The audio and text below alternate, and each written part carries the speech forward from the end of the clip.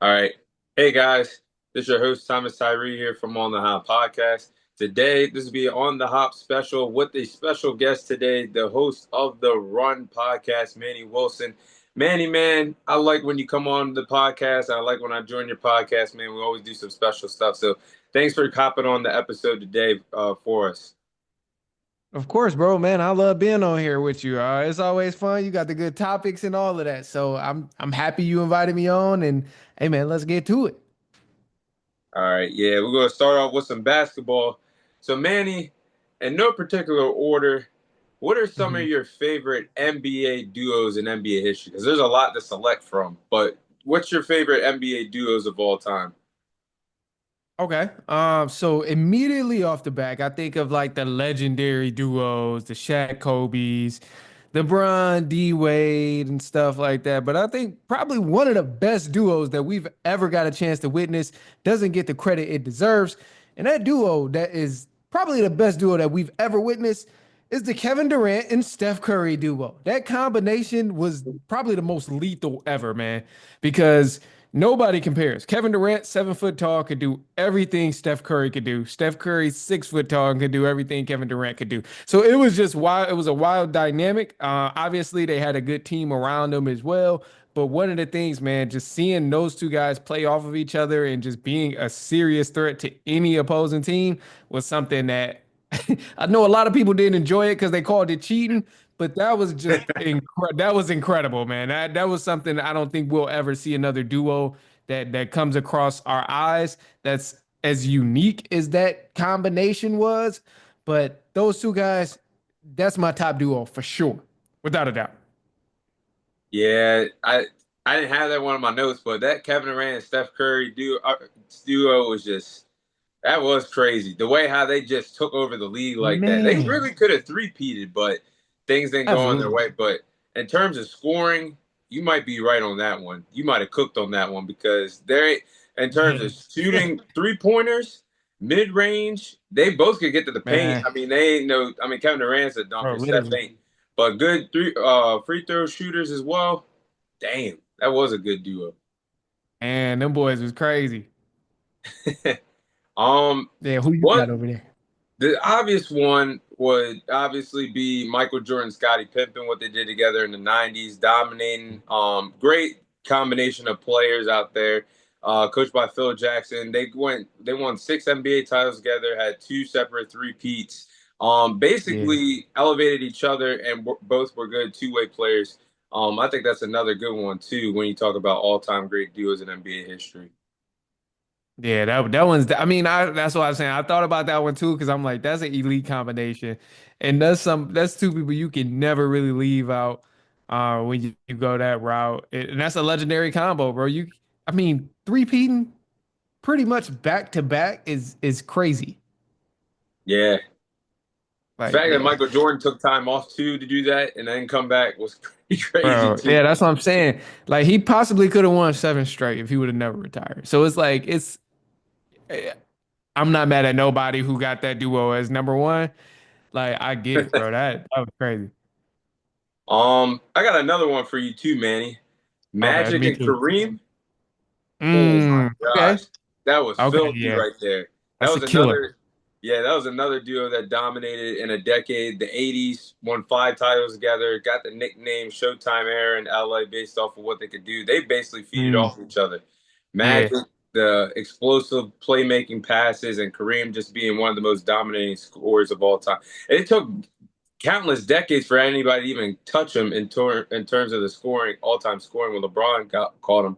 But That's true. yeah, man, that duo was special too out there in LA during the '80s as well. Yeah, that one was crazy. Um, so that makes me think too. There's a couple, like going further back, there's a couple, and they weren't the greatest duo in terms of like success and what they accomplished, but they damn sure was a good combination. But it just so happened injuries to happen to play its part. But the whole Tracy McGrady and Yao Ming duo, that was like Ooh. nasty. That was nasty when they was like both healthy. The only problem was they couldn't stay healthy. But Yeah, like on paper and what those guys did when they were both playing at the same time, that was a nasty combination. That Houston Rockets team was pretty nice at that time. So man, yeah, I gotta give that credit to the Trace McGrady and Yao Ming. Yeah, that was a good. Actually, I forgot about that one. Yao Ming was crazy. With the what did he go down with the knee problems and stuff like that as Yeah, time went on? toe issues, knee problems, you name it, he had the issues for it. Yeah, at that time too, that duo was pretty good enough to win a championship at that time too. But like you Yeah, said, injuries and stuff happened. That's yeah. unfortunate. Because I forgot they had Trevor Ariza over there too. I think Rafer Austin or somebody else was over there too. They had a squad. Damn, that was a good one too.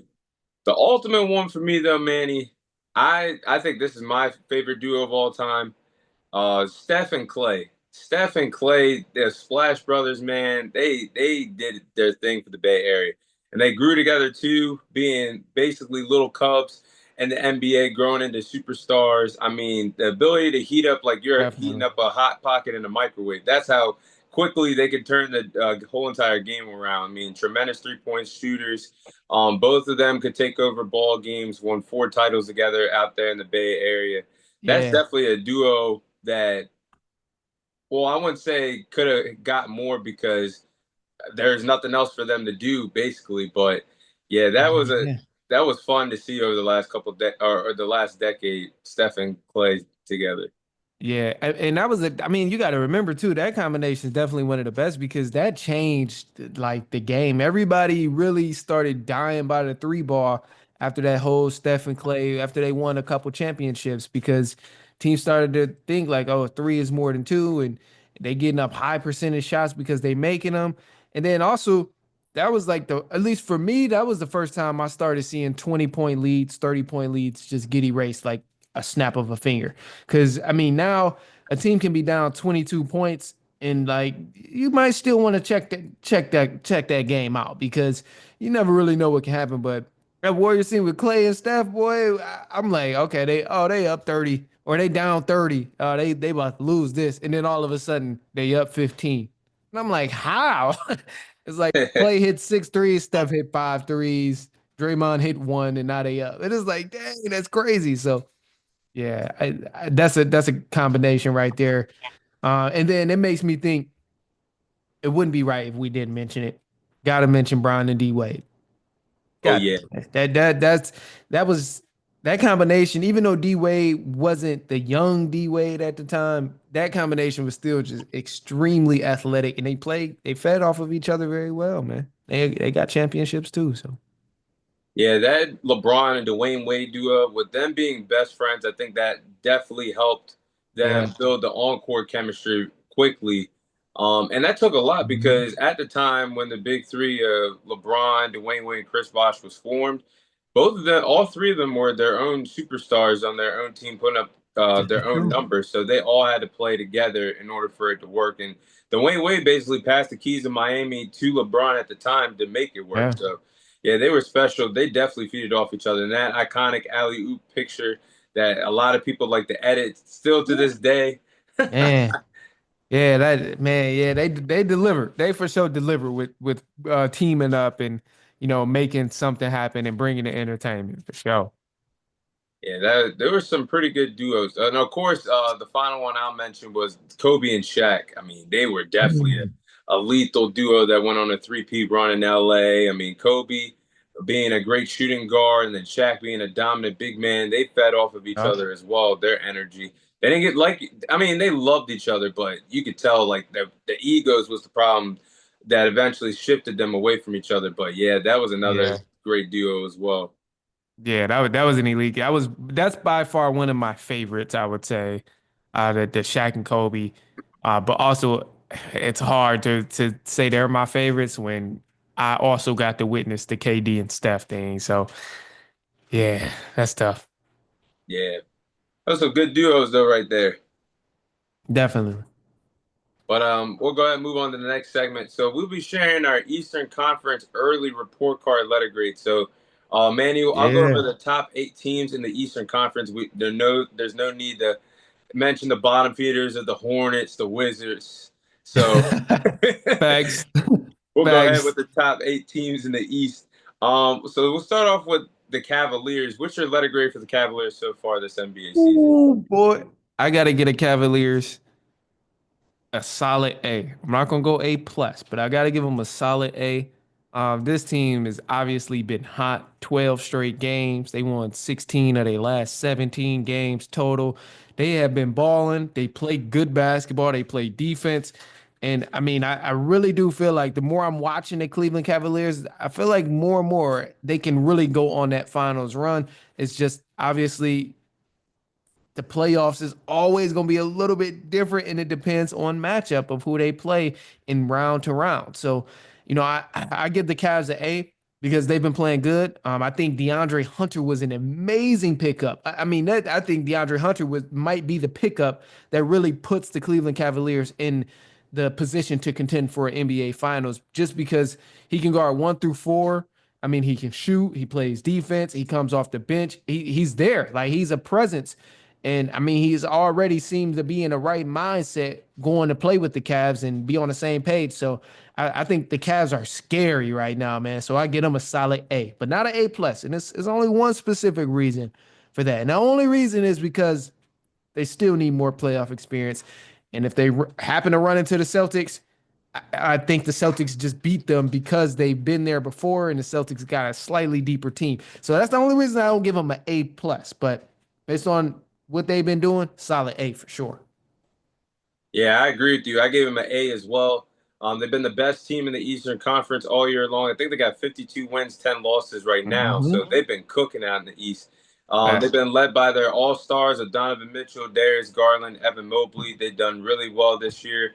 And like you said, they're a really good collective team. And when I came on your show, I said they got the Death Rose lineup now, adding DeAndre Yeah. Hunter by the trade deadline. That could be the move Whew. that gets them to the NBA Finals or Yeah. possibly win a chip this year.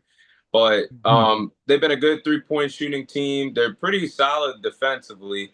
They can sit down and Mhm. play defense. I saw that last night when they played the Miami Heat and Max Strus locked up Bam Adebayo with that Yeah. offensive turnover. But Yeah. Whew. That's the elite team. Yeah, I know. I'm sorry. I forget Miami Heat your team, but I mean, yeah, I don't know, bro. Y'all couldn't get it right last night. Y'all couldn't get it right yeah, yesterday. That was rough. But no, man, I like what the Cavs is doing right now, and statistically too, they're scoring at a high rate. They're a very good shooting team as well, and they limit their turnovers. And I'm like, I think above all, that's going to be the combination that really sets them apart in terms of being able to separate them come playoff time and being able to win come playoff time. yeah. I hope they do go on a deep playoff run because I'm holding Donovan Mitchell accountable for them going on a deep playoff run. I think it's time.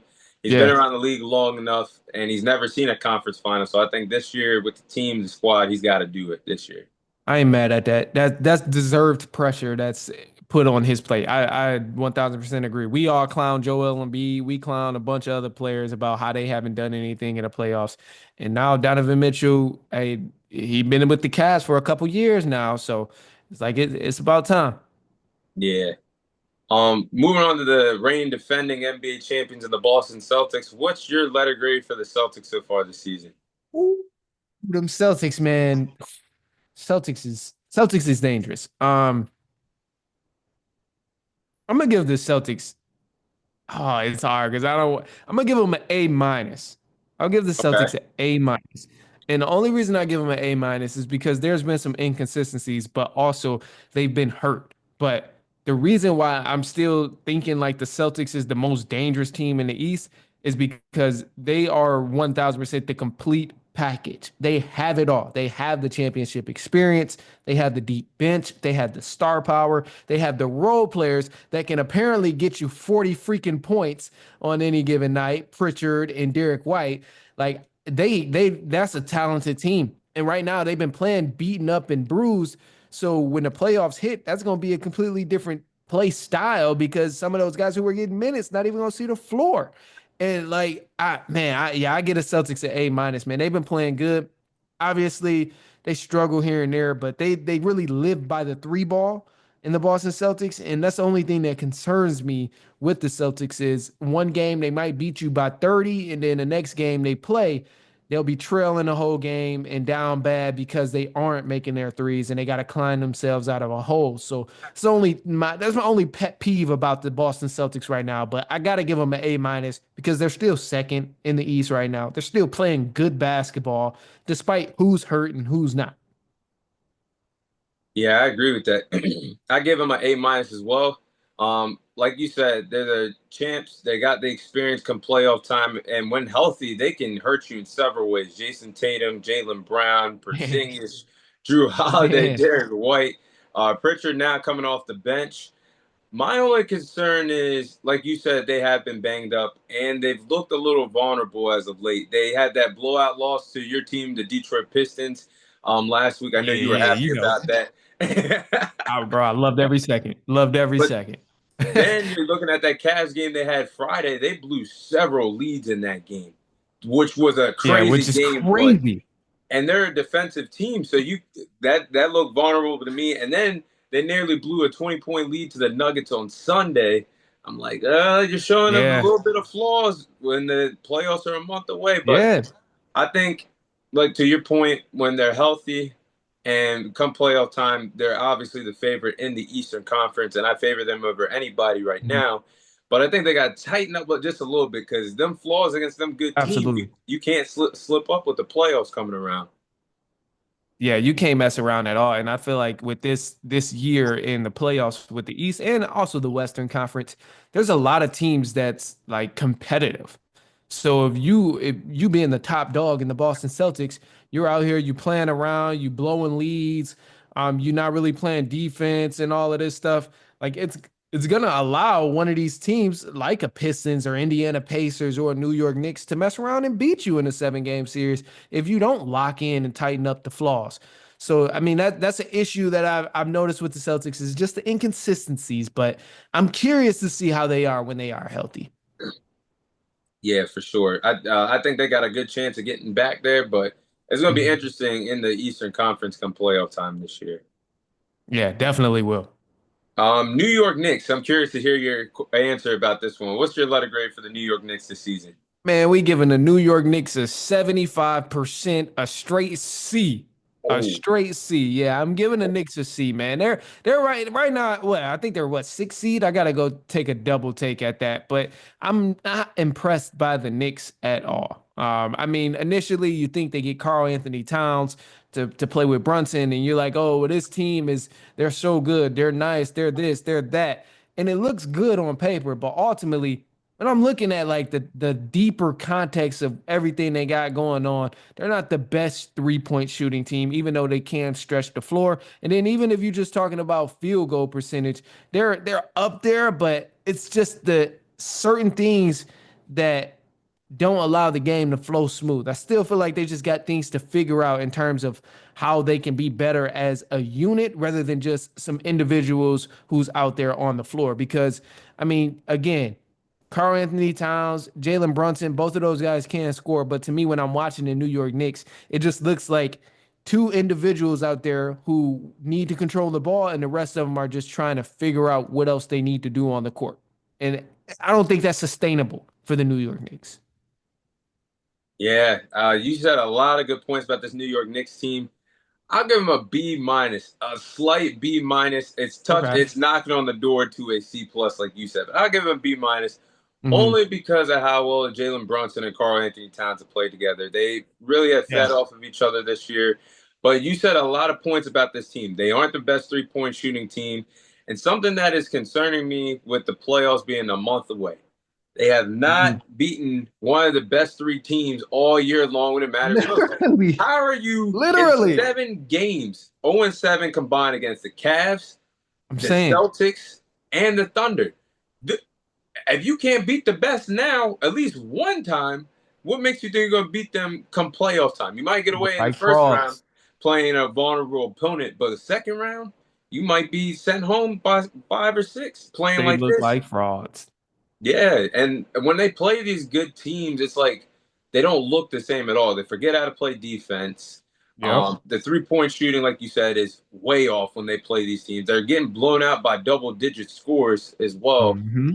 So it's like, how can I trust you what come playoff time. I mean, and their rotation is not really that strong either. I know Tom Yeah. Thibodeau, when he really wants to run, likes to run like a solid 7, 8 man rotation. But Mm-hmm. you need depth come playoff time when you, especially when you play the Facts. Celtics that can wear you down, take their Yep. players out, give them a break, and then come fourth quarter, your guys are tired with tired legs out on the court, Cavs as well. So they just Man. concern me right now. I mean, they got the duo to do something and some supporting cast, but you don't have the depth and the experience of beating these teams already in the regular season. Yeah, you hit it right on the nail. That's the scary part, man, is the fact that they can't beat any of these good teams in the NBA. And then something else that stands out to me about the Knicks is their turnover ratio. So yeah, Brunson and Karl Anthony Towns, they are playing very, very well with each other. And I like watching that, but it's the fact that these guys are turning the ball over as a unit, as a team. And this is where I make the assumption like, well, they're not really doing anything together as a unit. Like they're out here trying to figure it out, and guys are fumbling the ball. They're third in turnovers in the NBA right now. And then when you look at rebounding, this could be why they're losing these games against Oklahoma City Thunder, the Detroit Pistons, the Boston Celtics, the competition in the NBA, because you're not rebounding the ball either. So not only are you turning it over, but you're not rebounding it. And then now you want to slack on defense and let the other team score. Like I'm not sold by the New York Knicks yet. And then the heavy rotations, like you mentioned, is just I don't. We seen how it worked out for them last year. It wasn't sustainable. Guys started to collapse, and it's like, bro, I know you want to win games. I know you want to go all out. You want to take it game by game, but bro, you gotta give guys rest.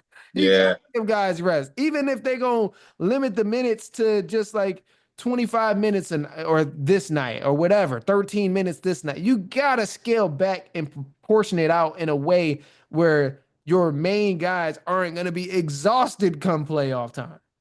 Yeah, and that brings me to the point too of if Karl Anthony Towns goes down, it's over. It is a It's wrap done. because Mitchell Done. Robinson just came back, and I don't think he can fill anything close to the void that Karl Anthony Towns has done all year long, especially if he's got a matchup against the big man of Mobley, Allen, Porzingis. It's a wrap Man. for them. Yeah. So yeah, with the Knicks, I'm like they are talented. I just they got some things they got to fix with like behind closed doors. Yeah. Next team, the Milwaukee Bucks. What's your letter grade for the Milwaukee Bucks this NBA season so far? Ooh. So right now for the Bucks, I'll give them a solid B minus as of right now. I think the major thing that I've noticed with the Bucks has just been the inconsistency as well. I think teams are really catching on to how to slow Giannis down, even though he's still a guaranteed 30 a night. I think teams are understanding and trying to figure out that you got to make other players on that team beat you. And with the Bucks, Middleton hasn't been playing good. I mean, Dame, sometimes he's there, sometimes he's not really there. I feel like the Bucks side pieces aren't really good enough to beat people on the nightly basis, which is why you kind of see them falling down and not really being as consistent as they once were. So although Giannis is playing incredible in the MVP conversation, as he should, I think that surrounding cast is going to be the crucial element of if the Bucks actually thrive in the postseason. Yeah, I agree with you. I'll give him a B minus as well. The duo of Damian Lillard and Giannis has been playing well. 25 points per Mhm. game they average. The thing is though, they took a gamble getting Kyle Kuzma to play alongside them Yep. by the deadline. You couldn't get anybody better by the Man. deadline. Kyle Kuzma. So when I think about Kyle Kuzma, if he's going to be the third scoring option come playoff time, I don't trust it because this isn't 2020, 2021 with the Lakers where you could have been a Yeah. star playing alongside LeBron and AD. We haven't seen that same player out in DC with the Wizards, so you throw him into the mix of having to step up for the playoffs. That's alarming. And another concern I have for them is they're not a good fourth quarter team offensively. And you can't do Mm, that against the Cavs, the Celtics, even the Knicks, facts. Pacers, or even your Pistons. So if you come playoff time going out there in the fourth quarter, letting go of leads, not playing well defensively, and like you said, defense is zeroing in on Giannis, what do you have to play with? And not to mention the ultimate playoff choker, Doc Rivers being there. Come playoff. So This is facts, though. No, this is facts. so they might be cooked actually come playoff time. If they I ain't gonna. if things go wrong, they actually might be cooked. I Oh ain't gonna lie to you. You cooked with that one. You cooked with that one yeah. because yeah, you definitely cooked with that one, bro. Because man, you hit it right on the nail. I like Kuzma. This is the thing. I like Kuzma, and I thought that the pickup was solid, but it's yeah, it's I don't know, man. I don't know what it is where it's like not actually working just yet. With the whole Kuzma trade and stuff. And it's like maybe they should have tried to keep Middleton. Like maybe he would have been able to get it together and I know, I think, like you mentioned in Kuz and stuff too, it makes me think like Bobby Portis is going to be gone. Bobby Portis, I mean, call it what you want, but Bobby Portis is a great role player. He step in, he can make some shots, he rebound, he play hard, he gonna play defense. And with him being out for the suspension, like that's also gonna hurt them. And obviously he can come back during playoff time, but now you got to pull somebody minutes for Bobby Portis to get his back. So Yeah. it's I don't know. And then like you said, Doc Rivers, uh, I lost faith. I lost faith in the Bucks like for the next 4 years when they first hired Doc Rivers. When they first fired, I think it was Budenholzer or somebody, whoever they had, and then hired Doc Rivers. Or no, it was it don't matter. It don't matter. But when they first hired Doc Rivers, I was like, oh, they're done. They're done until he's gone. Because Doc ain't got past the second round in years. So Yes. yeah, I know it ain't. Yeah, he's done. He's done. Yeah, it's gonna be tough. And then of course that Bobby Portis suspension as well. Hopefully they get him back when it was that a 25 game suspension or longer? Yeah. Yeah, 20, they gave him 25 games. So I think he's out until like the last four, maybe 3 games of the season. oh, yeah, Yeah, that's so a tough break. he's about to be missing a lot of the season. Mm. Next team, the Indiana Pacers. What's your letter grade on the Indiana Pacers so far, Manny? Now I'll say this. I like the way the Pacers been playing basketball, but I really dislike the Pacers. First, let's clear the air. I dislike any team that's a threat to the Pistons. So all these teams in the East we've been talking about, dislike they ass. But the Pacers, they play good basketball. I'll admit it, man. I'm not even gonna hate on the Pacers. This team is good.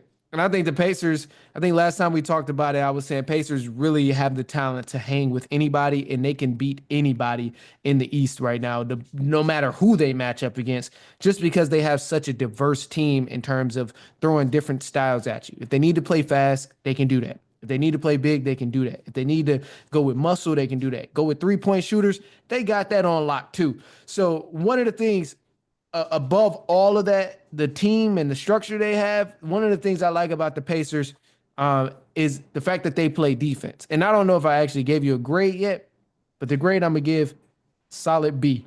I'm gonna give them a solid B.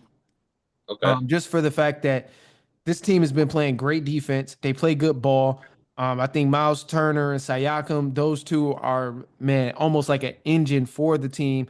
Obviously, you got Halliburton, who's going to get most of the fame from it. But really, man, without Turner and Siakam controlling the floor, like, oh man, those guys are good because they protect the paint as well. So I'm gonna give the Pacers a solid B. Yeah, that's the grade I was gonna give them too. I give them a B. But it's when you actually think about the NBA trade deadline of what 2, 3 years ago, it's Mhm. wild that what the Sacramento Kings gave up on Tyrese Halliburton so early, and now Yeah, he's just thriving as a franchise player. But like you said, man. he's not doing it all alone. I mean, they built this team around him with him, Miles Turner, Pascal Siakam. Like you said, the bigs basically make up for it by being rim protectors and playing well offensively too. And they've been on a run. I mean, I'm looking at the Pacers. They've actually went 25 and 10 since December. So they're on a nice Yeah, little run right now. them boys be hooping, man. That's a good team over there. I'm telling you.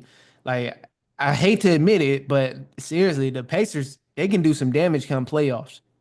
Yeah, and then the thing is, I mean, even though they did play some injured teams, I mean, that's not their fault for the playoffs. But the fact you Mhm. got experience, minutes, hours on the court playing in the Eastern Conference, with a few games away from the finals. That's going to be pivotal for them come playoff time. So even though Literally. they beat a banged up Bucks team, a banged up Knicks team, you got that experience. So when you're in there Yep. this year, injured or not, you can steamroll your opponents when you're supposed to if they're injured. Yep. Then you get to the big dance, and nothing's going to concern you because you've been there before last year. Literally, bro. That's why I always say experience, playoff experience is genuinely a thing. Like if a newer team, it's a reason we never seen, and at least in our generation, we never seen like a fresh new team just go to the playoffs and run through everybody. Like we ain't no everybody who's gotten to the finals and won has at least been in the conference finals and got put out or been somewhere and got put out. So it's definitely a thing. Yeah. What's your grade on your Detroit Pistons, man? I know you gotta give them a high grade. What's the grade Yeah, you giving man. them?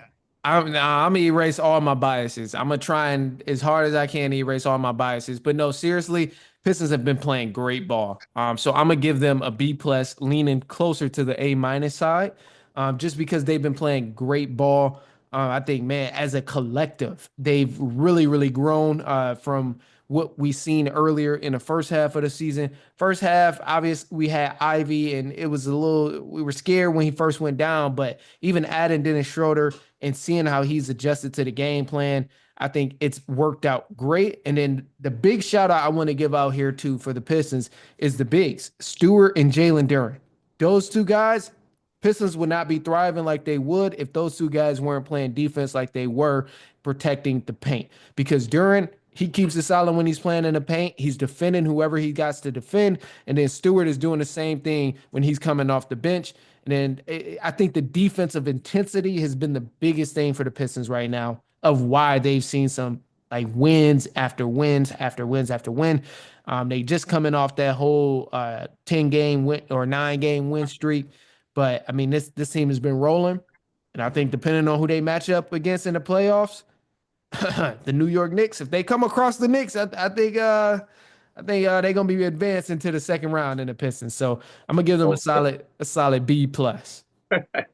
damn. Shots fired at the Knicks. Yeah, yeah, shots fired. I know it's some Knicks fans out here, but yeah. Honestly, I think I'll give them an A plus based on Oh, I love it. what y'all have been through, Manny. Y'all Love it. were literally the worst team in the league for the last 2 years. Y'all went 14 and 68 last year, worst Whew. record in the league.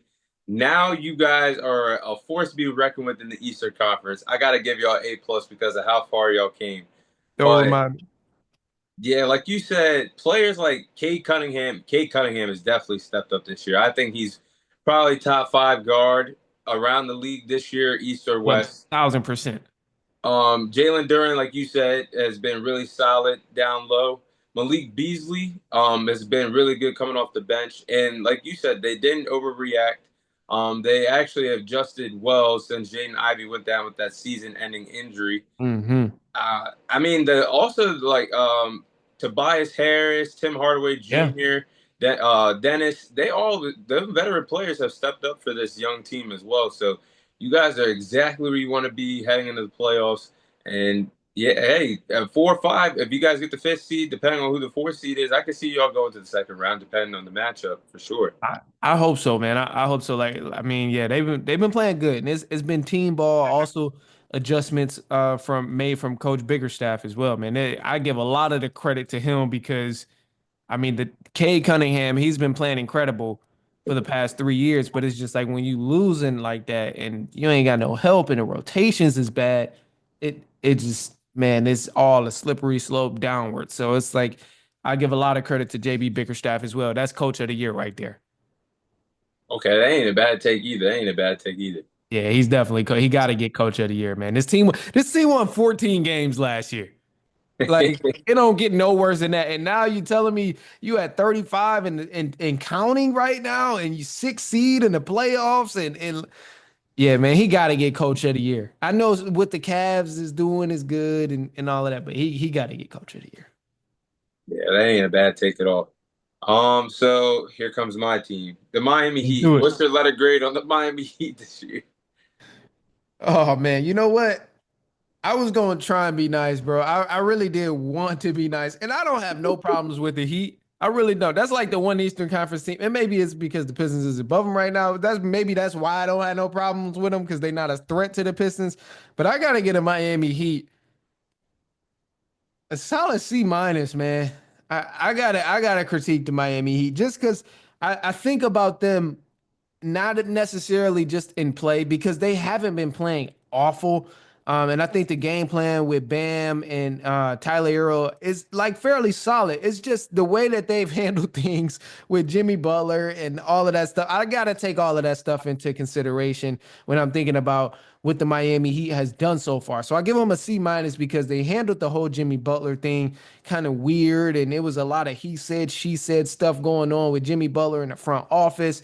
And then obviously he wasn't playing, and he was like, it was just so much drama going on.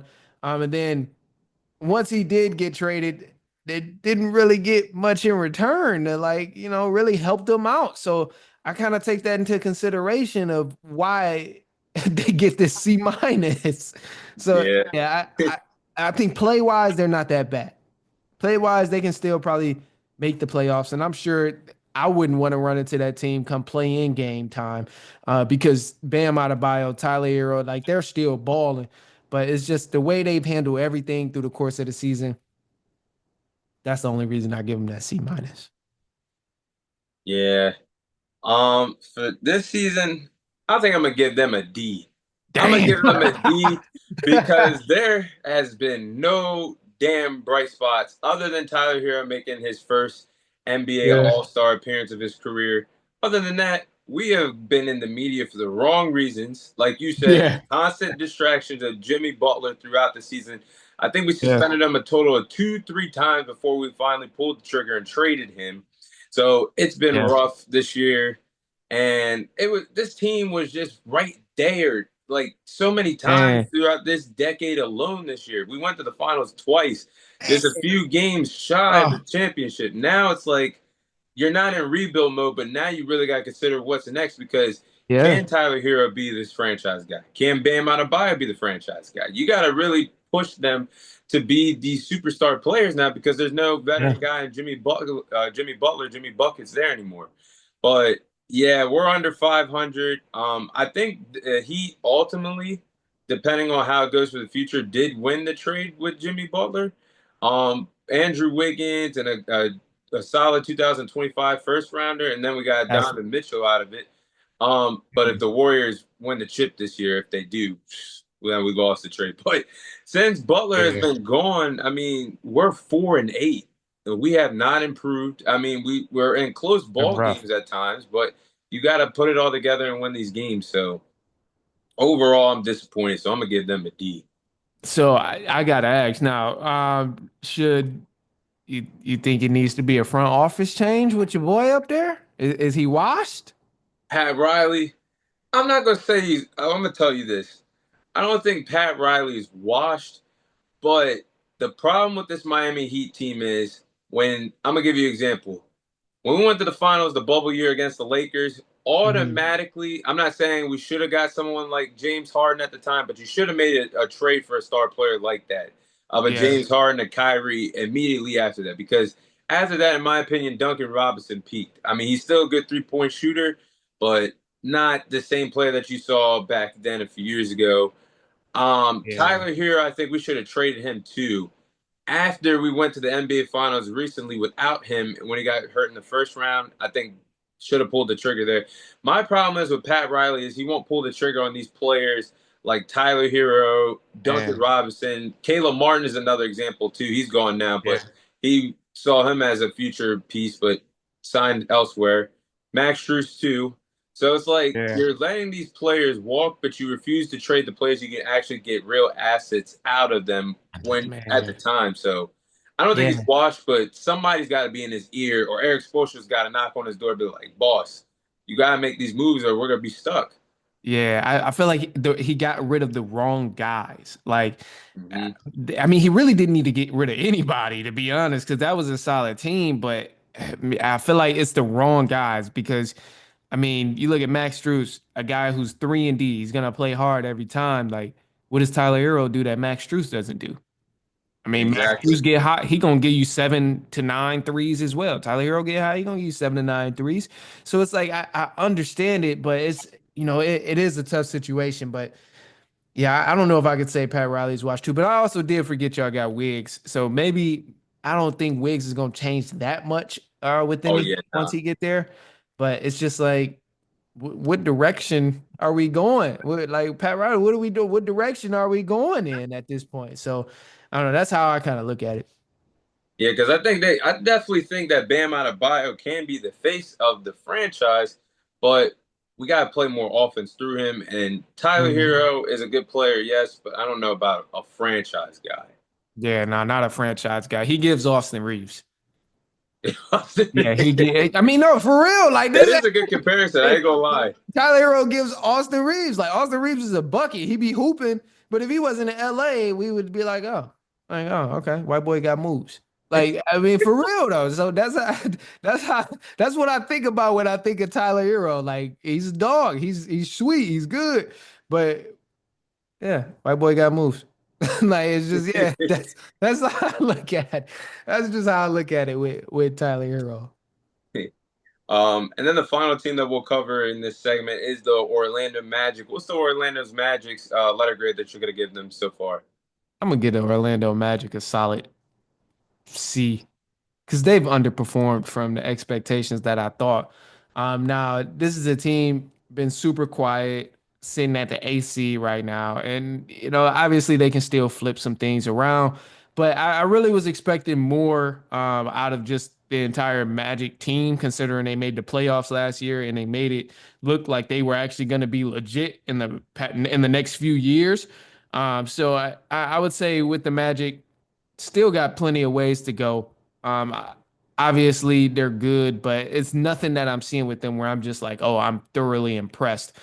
Paulo is playing good, and I think Paulo Banchero is still like gonna be a dog and gonna be the face of the franchise. But I'm not really convinced at anything they're doing. And I think part of it is just because they're not closing out the games enough. They're not winning enough, man. Like we see, they lost to the Raptors the other night by literally 1 point, and it was right there. But it's just, when you're not winning, you don't really get the attention, and a lot of teams aren't really paying much attention to what you're doing and highlighting the fact that Paolo's getting 40 and Wagner's getting 30. Like people don't really care about it. So you got to make more noise. And the only reason I say C and nothing above or below is just because they're playing solid, but they just got to close out games. And I think it's a couple more elements that they got to add and adjust to really make them like a solid, solid contender in the East.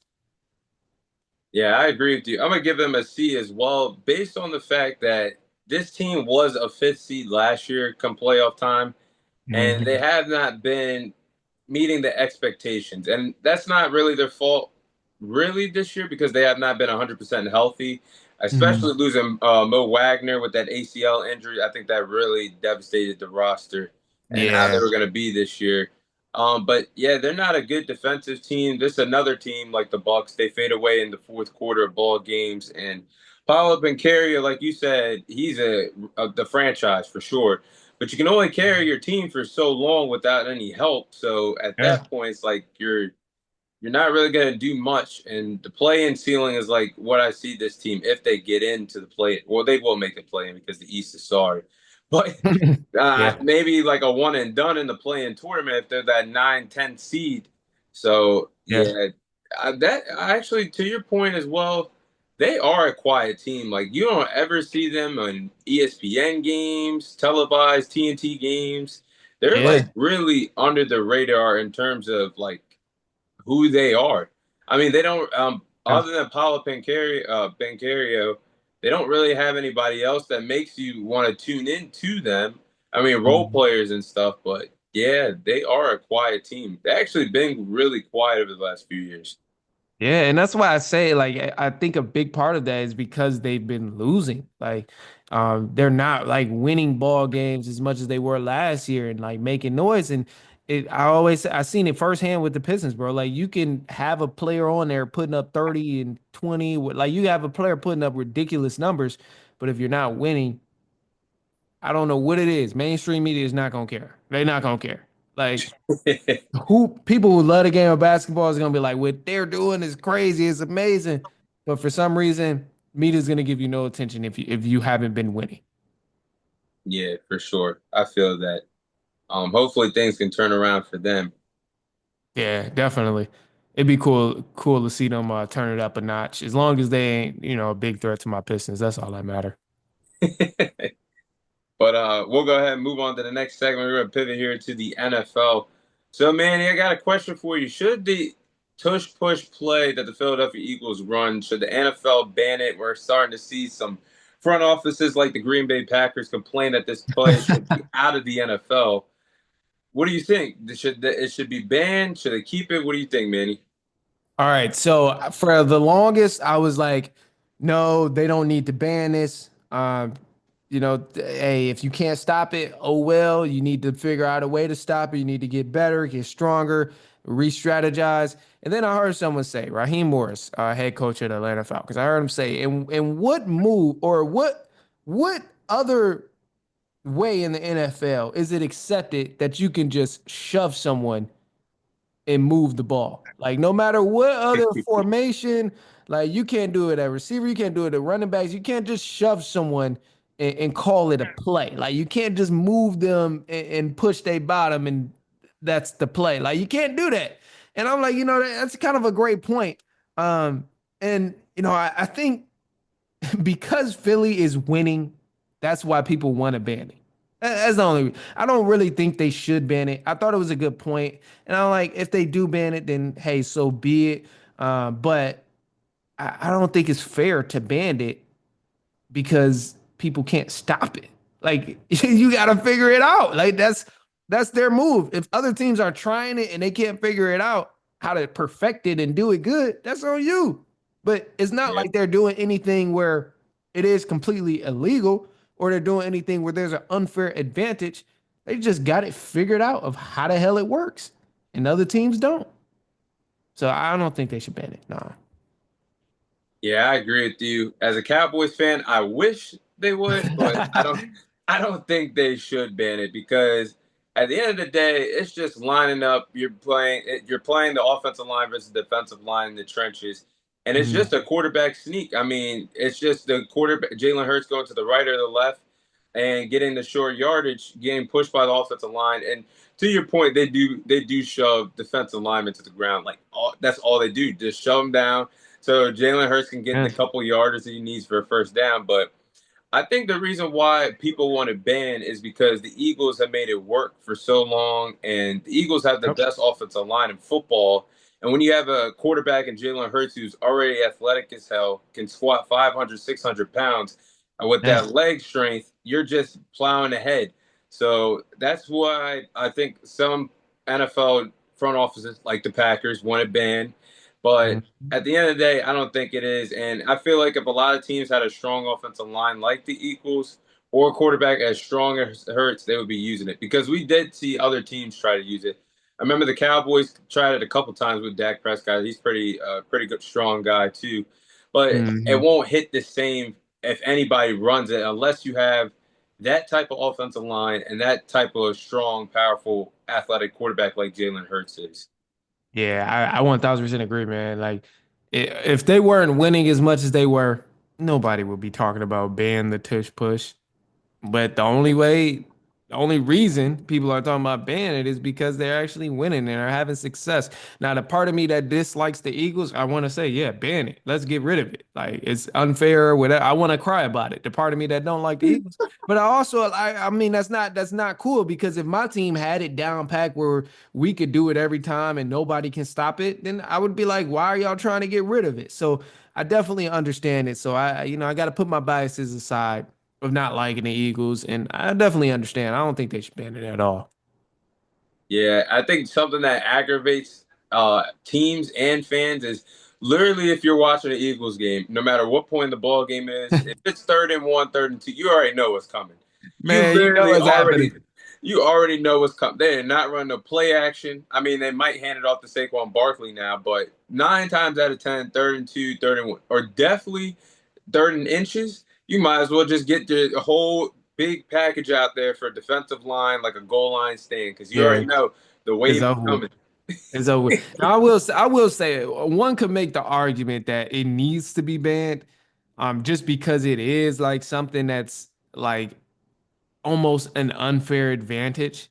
Well, but I'm not saying that's the case, but I'm just saying somebody can make the argument because it's an unfair advantage because they're the only team that know how to do it well. So it's like they could go down that lane and say, "Oh, well, no, they're the only team that knows how to do it, and it's their secret sauce. They're not like it's not a football play type of thing." You could go down that slippery slope, but again, it would be a stretch to really make that argument and go down there. That's a stretch to me. Yeah, for sure. And people really can't be mad either because Jason Kelsey, I mean, this was his first year as a retired guy for being an ex-Eagle, and they still made it work. Like he was still on that Yeah. offensive line. So I get why people want to ban, but at the end of the day, it's basically like a quarterback sneak where, like you said, you just shove your you shove the D lineman to the ground. But hey, Yeah, if they ban it, I ain't gonna be mad at it. I I ain't ain't gonna gonna be be mad mad. either. I'm all for it. I ain't gonna lie. I know the Packers went in there undercover talking about, hey, we need to ban this. They put the petition in and all of that. I ain't gonna lie to you. I'll be right next to the Packers talking co-signing, like, look, my name on here too. Let's go ahead and get this ban. I ain't mad at it, man. I ain't mad at it at all. So I definitely understand why teams is trying to get it banned and why it's a conversation. Yeah. Um. So we go ahead. Move on to the final segment. NFL free agency is about to begin. There's going to be some wild moves that happens in the next Man. 72 hours or so. But something that happened last weekend was Debo Samuel being traded to the Commanders. So, what's your thoughts on Debo Samuel leaving San Francisco and going to the Washington Commanders? Bro, at first I thought it was insane. I thought it was because correct me if I'm wrong, it was a seventh round pick, right? He got traded for the seventh round pick. Fifth round pick. I don't Fifth know the round. year, but yeah, fifth round Fifth pick. round. Okay. Yep. That's what. Okay. Yeah. So at first I'm like, damn, like this is insane. But I really believe that we're going on a trend where we're seeing draft picks become more and more valuable.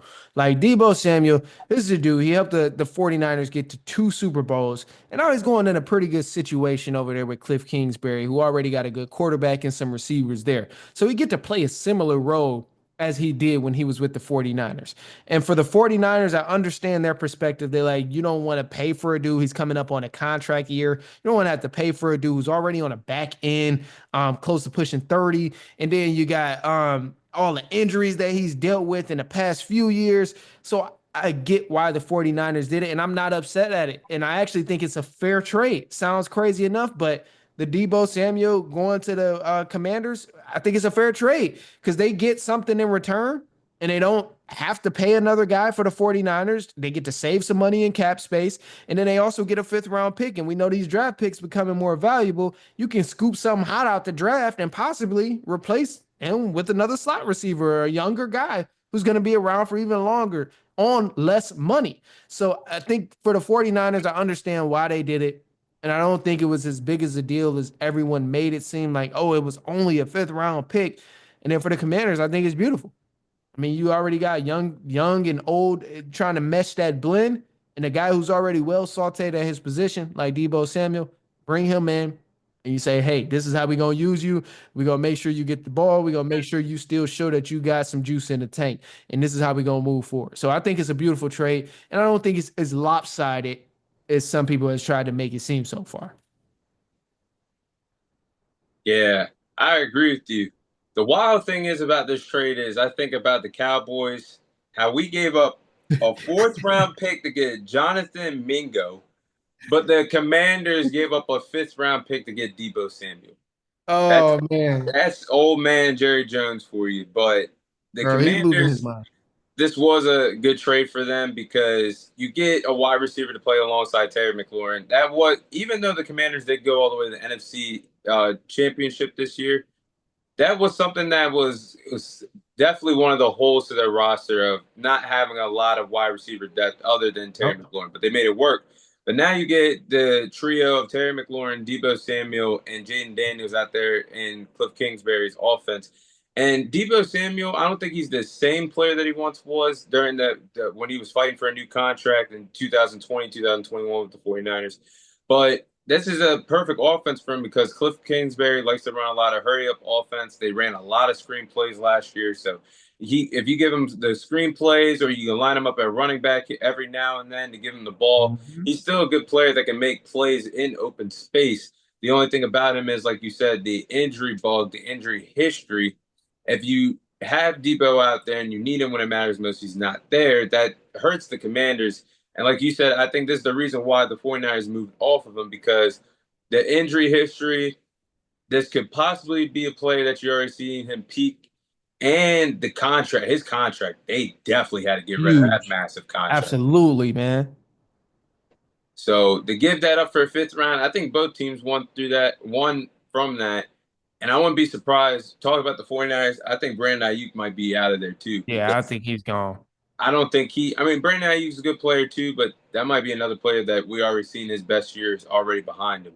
Coming off an injury, man. That 49ers team really went through it with injuries all last season. I mean, you got to remember, man, Debo was going through his injuries all last season. Now, obviously, Christian McCaffrey is just torn up over there. I don't know what's going on. His injury continued to develop and get worse and worse all throughout the season. George Kittle was beat down, played through it, had to sit out. He was hurt at some point. Brandon Ayuk got hurt early. Like all of their skill guys that are the core of the offense got hurt. So for Debo Samuel, the times he was playing, he was forced to play different than what he would usually play because he has a Brandon Ayuk or a Christian McCaffrey there or a George Kittle there. He had to be used in different ways he was never used before. So him going to the Commanders is going to be huge because like they don't really have that whole problem of the injury bug going on over there. Literally, the 49ers all whole entire skill set of the offense got hurt. And it was like now when Debo's playing or George Kittle's playing, they got to play a different role. So I'm happy for Debo that he's in a different place now and he's with some younger guys because Kittle's up there. He's 31, Debo's 30, Christian McCaffrey he's just hurt. He's just hurt. So I'm glad he's going to a new situation where guys are healthy and a little bit younger. Yeah. I definitely think that this Commanders team can thrive off of having Debo, but Hmm. I think that moving forward, the 49ers might have to look for another wide receiver. There's some wide receivers that's definitely going to hit the market or that are requesting trades right now. Oh yeah. So moving forward, I think both teams won this trade, and I'm looking Mhm. forward to seeing how that plays out for next year's NFL season for sure. Yeah, same. I'm definitely excited about it. Also, too, one of the things I personally had forgot was that 49ers, they also got the ninth pick in the draft. So, I mean, who knows what position they might scoop up with that ninth pick. So, I mean, that's something to keep an eye out for, considering they just lost Debo and they might rid of Ayuk as well. Yeah. But we're gonna go ahead and wrap this up, Manny. Great episode, man. Thanks for joining us. And Manny, before we sign off, where can we find you on your podcast? Yes, sir. Well, first off, I appreciate you for having me on. Of course, as always, man, I love coming on your platform. But if anybody want to check out the content, it's the Run with Manny Wilson podcast on Spotify, iPodcast, wherever you get your podcasts. That's the Run with Manny Wilson. And then on Instagram at the Run Podcast. You can follow us on TikTok at the Run Podcast, YouTube as well at the Run Podcast. But of course, man, I appreciate you for having me on, and anybody listening, definitely check us out. Yeah. Thanks for coming on, Manny. But that's the host of the Run podcast. And then this your host, Thomas Tyree from On the Hop podcast signing off. And I'll see you guys on next week's episode. So.